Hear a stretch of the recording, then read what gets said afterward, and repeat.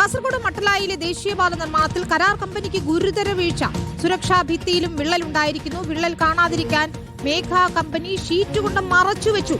ദൃശ്യങ്ങൾ റിപ്പോർട്ടർ പുറത്തുവിടുകയാണ്.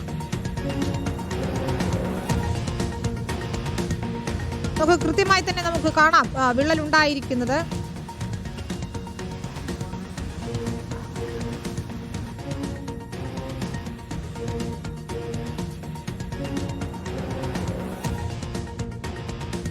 കാണുമ്പോഴുള്ളത് ഇപ്പം സൈഡ് വാള് കോൺക്രീറ്റ് തള്ളിയതായിട്ട് കാണുന്നുണ്ട്. മുകൾ ഭാഗം അതിന്റെ ടാർ ചെയ്ത ഭാഗത്തുള്ള വിള്ളലുകൾ കാണാൻ വേണ്ടി കഴിയുന്നതാണ്. പൊതുജനങ്ങളാകെ ഇതിൽ ആശങ്കപ്പെടുന്ന സ്ഥിതിയാണ് കാണാൻ വേണ്ടി കഴിയും. ശരിയായ നടപടിയല്ല. അവർ ഷീറ്റിട്ട് ഈ ഭാഗം മാത്രമേ മറിച്ചിട്ടുള്ളൂ, മറ്റപ്പുറത്തൊന്നും മറിച്ചിട്ടില്ല. അപ്പോൾ എവിടെയാണ് വിള്ളൽ വന്ന് അവിടെ മറിച്ചിട്ടുണ്ട്.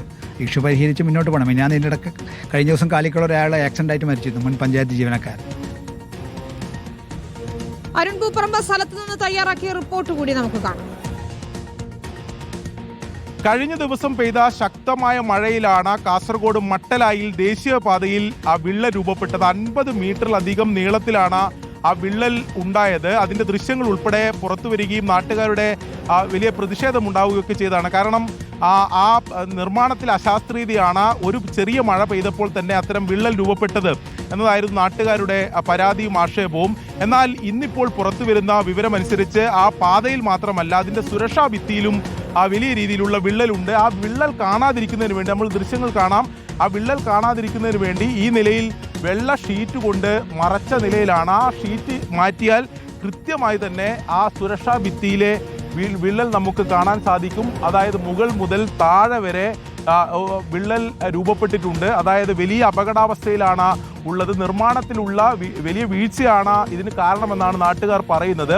ഈ വിള്ളൽ ഉണ്ടായ സുരക്ഷാ ഭിത്തിയിൽ വിള്ളൽ ഉണ്ടായ ഭാഗത്ത് വെള്ള ഷീറ്റ് വെച്ച് മറച്ച നിലയിലായിരുന്നു ഉണ്ടായിരുന്നത്.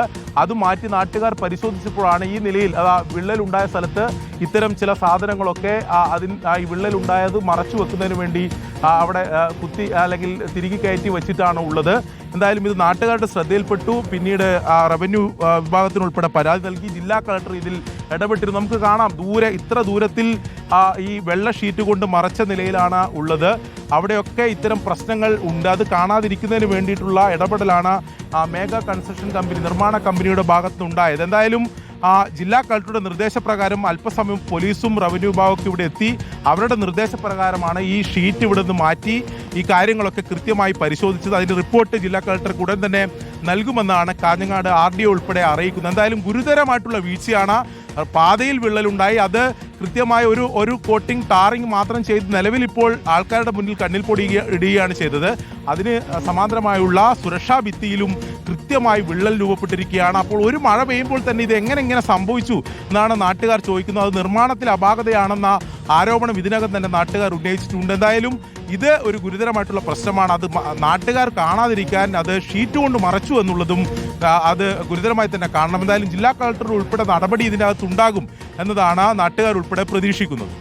ശരി, അരുൺ പൂപ്പറമ്പയാണ് ഈ ഗുരുതരമായ വിഷയം പ്രദേശത്ത് തന്നെ റിപ്പോർട്ട് ചെയ്യുന്ന ദൃശ്യങ്ങൾ നമ്മൾ കാണുകയും ചെയ്തു.